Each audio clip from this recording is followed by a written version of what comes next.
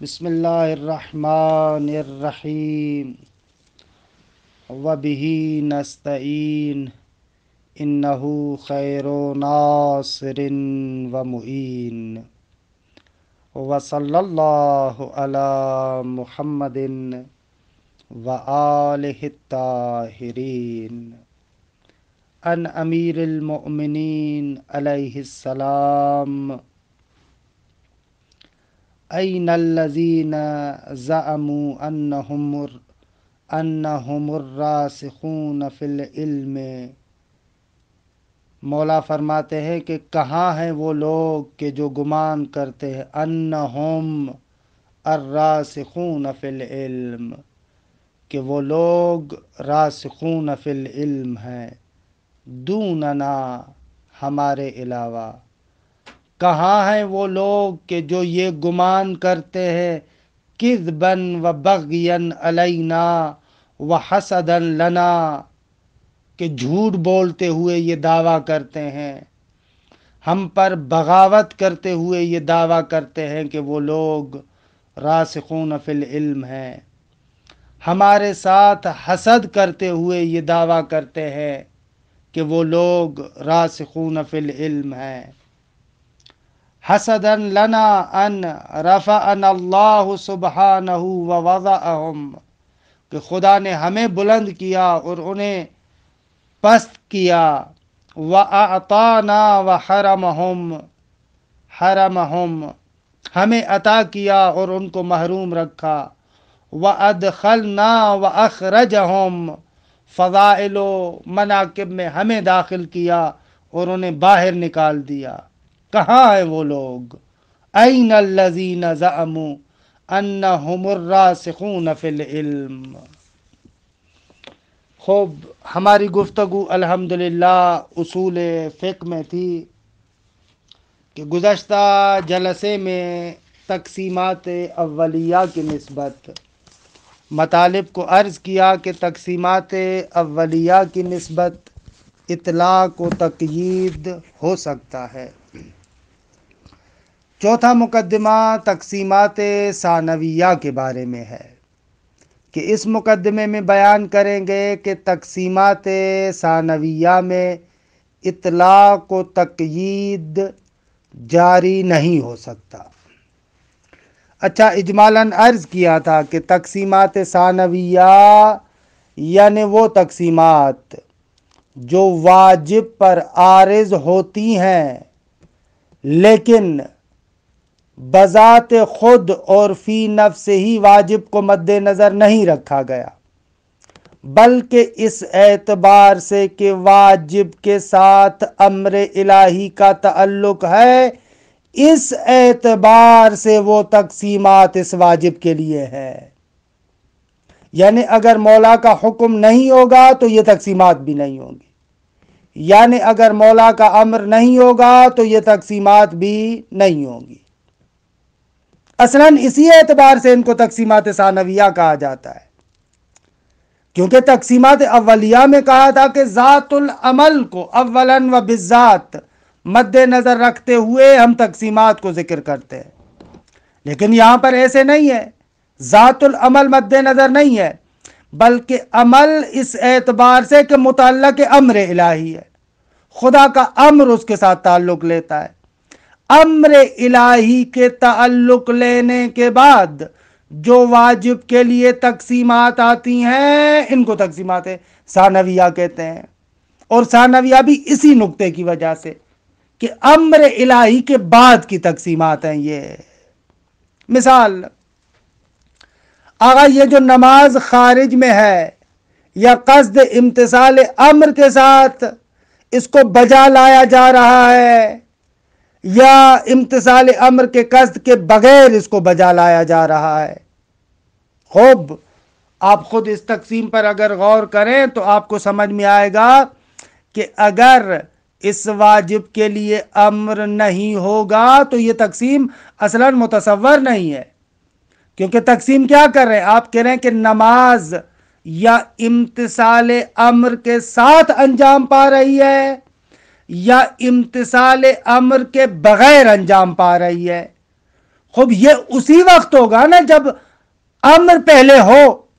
اگر پہلے امر نہیں ہوگا تو امتثال امر کا ارادہ یا امتثال امر کا ارادہ نہ کرنا اصلا متصور نہیں ہے.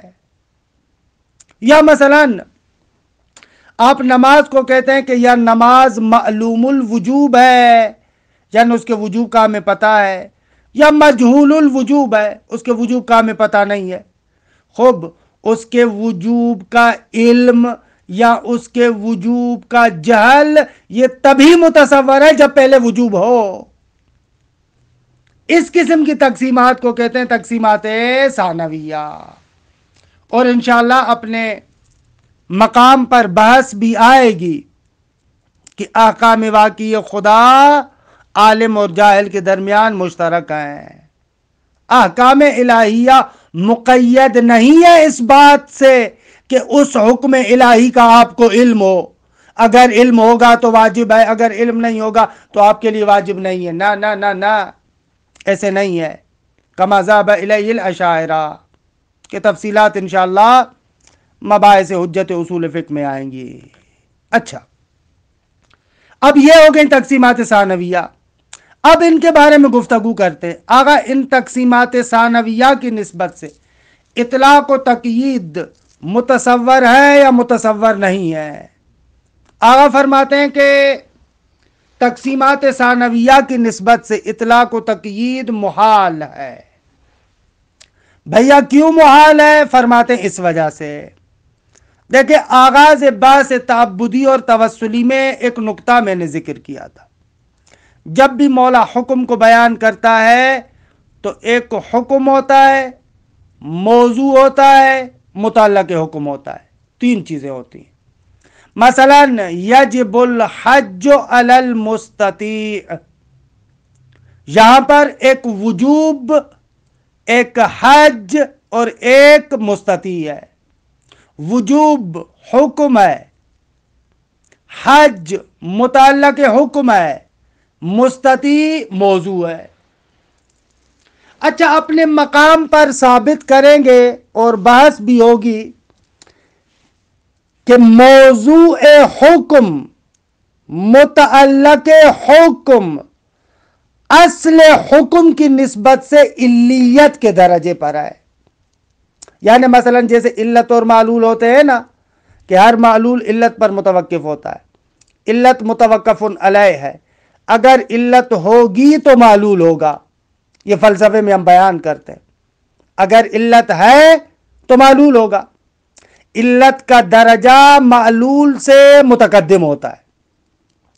کہتے عیناً اسی طریقے سے موضوع و متعلق حکم بھی حکم کی نسبت سے علت کے درجے پر ہے. یعنی اگر موضوع اور متعلق ہوگا تو حکم ہوگا، اگر موضوع و متعلق نہیں ہوگا تو حکم نہیں ہوگا.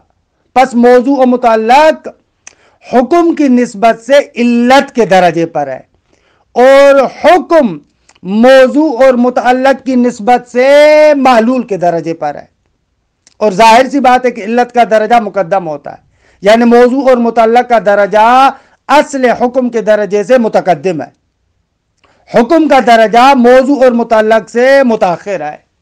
کہ یہ اپنے مقام پر انشاءاللہ ذکر کریں گے تفصیلات.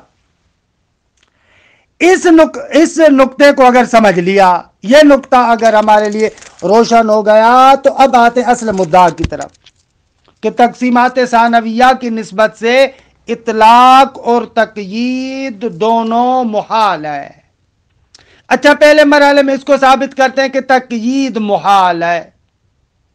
جب تقیید محال ہو گئی تو اطلاق خود بخود محال ہوگا، کیونکہ عرض کیا تھا کہ اطلاق اور تقیید میں تقابل ملکہ اور عدم ملکہ ہے.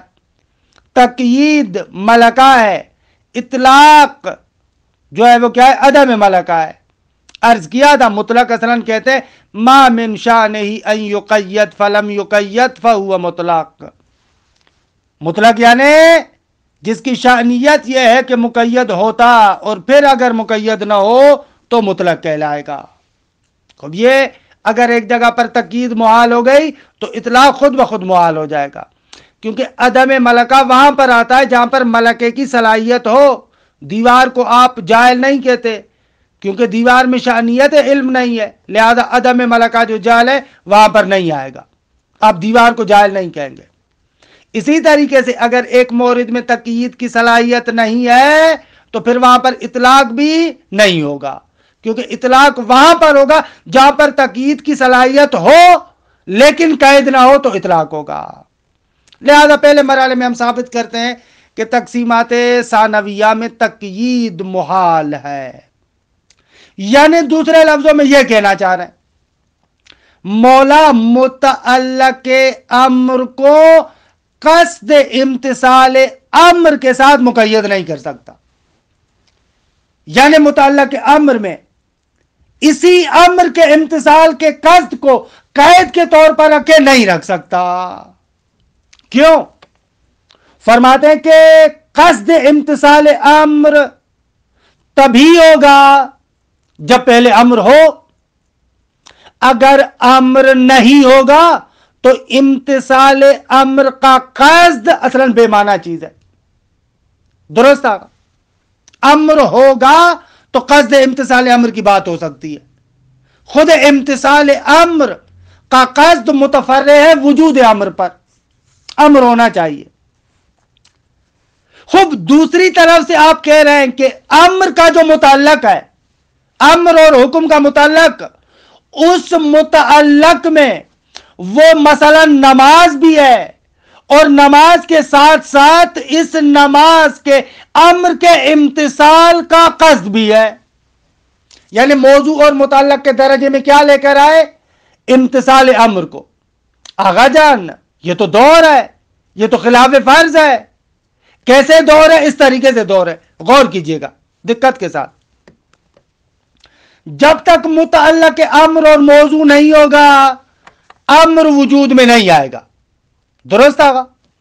امر متوقف ہے کس بات پر؟ امر متوقف ہے کہ پہلے متعلق اور موضوع ہونا چاہیے، اگر متعلق اور موضوع نہیں ہوگا تو امر نہیں آئے گا، کیونکہ عرض کیا کہ امر حکم ہے اور حکم معلول کے درجے پر ہے، متعلق اور موضوع کس کے درجے پر ہے؟ علت کے درجے پر ہے، بس پہلے متعلق اور موضوع ہونا چاہیے۔ حالانکہ متعلق کا ایک جز قصد امتثال امر ہے، اور یہ قصد امتثال امر اس وقت تک وجود میں نہیں آ سکتا جب تک امر نہ ہو، جب تک حکم نہ ہو۔ خوب اس کا معنی کیا ہوا؟ اس کا معنی یہ ہوا کہ متعلق امر سے پہلے امر ہونا چاہیے، حالانکہ امر تب تک وجود میں نہیں آ سکتا جب تک متعلق نہ ہو۔ خوب یہ تو دور ہے، یہ تو تسلسل ہے، یہ تو دور ہے، یہ تو خلف ہے۔ نقطہ سمجھ میں آیا؟ خوب اگر نہیں سمجھ میں آیا تو ایک مرتبہ پھر تکرار کر رہا ہوں، غور کریں، دیکھیں کیا عرض کرنا چاہ رہا ہوں۔ آغا ہم نے عرض کیا کیا؟ اگر متعلق امر اور موضوع نہیں ہوگا تو امر وجود میں نہیں آئے گا۔ امر متوقف ہے کس بات پر؟ متعلق و موضوع امر پر، درست آغا جان؟ اچھا ٹھیک، یہ ہو گیا۔ پس امر بعد میں ہے، پہلے کیا ہونا چاہیے؟ متعلق امر، موضوع امر۔ امر یعنی وہی حکم، حکم اور امر ایک ہی معنی میں یہاں پر استعمال کر رہا ہوں۔ پس متعلق امر متقدم ہے امر پر، امر متاخر ہے متعلق امر سے، درست ہو گیا یہاں تک؟ اچھا یہاں تک درست ہو گیا۔ اب ایک قدم آگے بڑھا رہا ہوں۔ اگر متعلق امر کا ایک جز آپ قصد امتثال امر کو قرار دے رہے ہیں، متعلق امر کا ایک جز آپ نے کیا قرار دیا؟ نماز پلس قصد امتثال امر، قصد امتثال امر آپ جزء متعلق و موضوع قرار دے رہے ہیں۔ اچھا ادھر سے آپ کہہ رہے ہیں کہ قصد امتثال امر متوقف ہے کس پر؟ امر پر، یعنی پہلے امر ہونا چاہیے پھر قصد امتثال امر آئے گا، یعنی دوسرے لفظوں میں کہہ رہے ہیں کہ آغا یہ متعلق امر اس وقت تک وجود میں نہیں آ سکتا جب تک کہ پہلے امر نہ ہو، درست ہے؟ بس امر کو متقدم ہونا چاہیے۔ یہ تو وہی دور ہے، یہ تو وہی خلاف فرض ہے، کیونکہ آپ نے جس کو متقدم فرض کیا تھا اس کو متاخر فرض کر رہے ہیں۔ آپ نے متعلق امر کو متقدم فرض کیا تھا، حالانکہ امر پر موقوف ہے لہذا متاخر ہونا چاہیے. اب یہ تو وہی ہو گیا ما فرضناہ متقدمان قد صار متاخران. اور ادھر سے امر کو متاخر فرض کیا تھا کیونکہ قصد امتثال امر اس پر موقوف ہے، اب اس کو متقدم ہونا چاہیے. یعنی وما فرضناہ متاخران صار متقدمان، یہ خلاف فرض ہے. یا اسی کو دور بھی کہتے ہیں، یہ دور بھی ہے کہ متعلق امر موقوف ہے امر پر اور امر موقوف ہے متعلق امر پر. خوب یہ دور ہے دیگے. لہذا پس متعلق امر میں اس قصد امتثال امر کو اخذ نہیں کر سکتے کیونکہ یہاں دور لازم آئے گا یا خلف لازم آئے گا. نتیجتاً کیا عرض کرنا چاہ رہا ہوں؟ نتیجتاً یہ عرض کرنا چاہ رہا ہوں کہ تقسیمات ثانویہ جو امر پر متوقف ہیں ان تقسیمات کو اس امر کے متعلق میں اخذ نہیں کر سکتے. متعلق امر کو مقید نہیں کر سکتے آپ قصد امتثال امر کے ساتھ. خوب جب تقیید محال ہے تو اطلاق خود بخود محال ہوگا. لہذا اگر تقسیمات ثانویہ کی نسبت سے شک ہو جائے تو وہاں پر آپ اصالت الاطلاق سے تمسک نہیں کر سکتے. دیکھیں اس عبارت کی تصدیق کرتا ہوں پھر نتیجہ بحث کی طرف آتے ہیں. خب مطلب چہارم عدم امکان الاطلاق والتقیید فی التقسیمات الثانویہ للواجب. فرماتے ہیں واجب میں جو تقسیمات ثانویہ ہے ان میں اطلاق اور تقیید محال ہے، ممکن نہیں ہے. ثم ان کل واجب بعد ثبوت الوجوب وبعد تعلق الامر به واقعا. ایسے ہر واجب اس کے بعد کہ جب اس کے لیے وجوب ثابت ہو گیا، اس کے بعد کہ اس کے ساتھ امر کا تعلق ہو گیا واقع میں، ثم ان کل واجب ينقسم الى ما يؤتى به في الخارج بدائی امرہ وما یؤتا بہ لا بدائی امرہ. تو یہ والا واجب تقسیم ہوتا ہے ان دو چیزوں کی طرف. ایک وہ چیز کہ جس کو خارج میں امر کے دائی کے ساتھ انجام دیا جائے اور ایک وہ قسم کے جس کو خارج میں دائی امر کے بغیر انجام دیا جائے. اسی طریقے سے ثم ينقسم ايضا الى معلوم الوجوب ومجهوله. خوب جب وجوب ثابت ہو گیا تو اب تقسیم ہو رہا ہے وہ واجب یا معلوم الوجوب ہے یا مجهول الوجوب ہے. وهذه التقسیمات تسمى التقسیمات الثانویہ. ان تقسیمات کو تقسیمات ثانویہ کہتے ہیں. کیوں؟ لأنها من لواحق الحکم.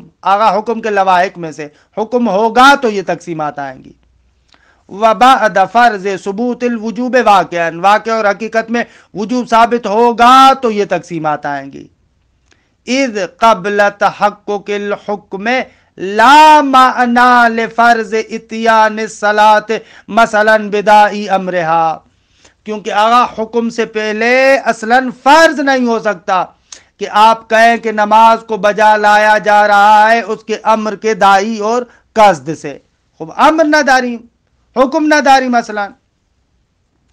کیونکہ لأن المفروض فی هذه الحالہ انه لا امر بها. انه کو بڑھائے کیونکہ فرض یہ ہے اس حالت میں کہ آغا اس نماز کا امر نہیں ہے حتی یمکن فرض و قصدہ. اصلا امر نہیں ہے چہ براست کے آپ آئے اور کہیں کہ اس کے قصد کے ساتھ اس کو انجام لایا جائے. نہ ہوگا امر نہ داری. وَكَذَا الْحَالُ بِالنِّسْبَةِ إِلَى الْعِلْمِ وَالْجَهْلِ بِالْحُكْمِ. اور یہی کیفیت ہوگی حکم کی نسبت سے علم اور جہل کی بھی. حکم ہوگا تو علم بالحکم اور جہل بالحکم کی بات ہوگی. وفی مثل هذه التقسیمات یستحیل التقیید، فرماتے ہیں اس قسم کی تقسیمات میں تقیید محال ہے، یعنی اے تقیید المأمور بہ، اسی مأمور بہ کو اس قید کے ساتھ مقید کرنا محال ہے۔ کیوں؟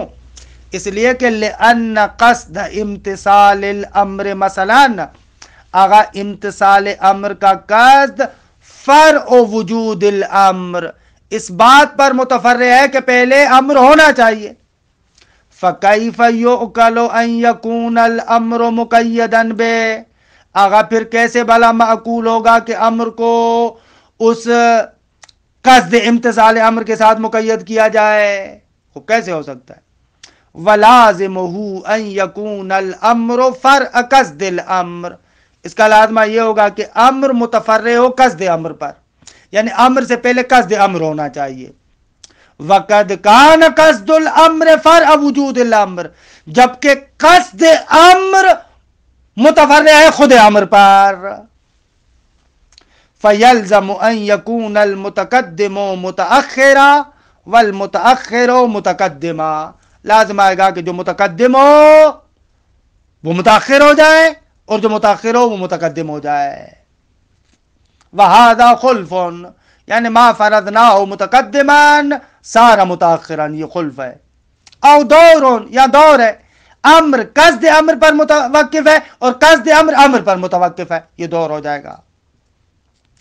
وَإِذَا اسْتَحَالَ التَّقْيِيدُ اسْتَحَالَ الْإِطْلَاقُ أَيْضًا، جب تقیید محال ہے تو اطلاق بھی محال ہو جائے گا۔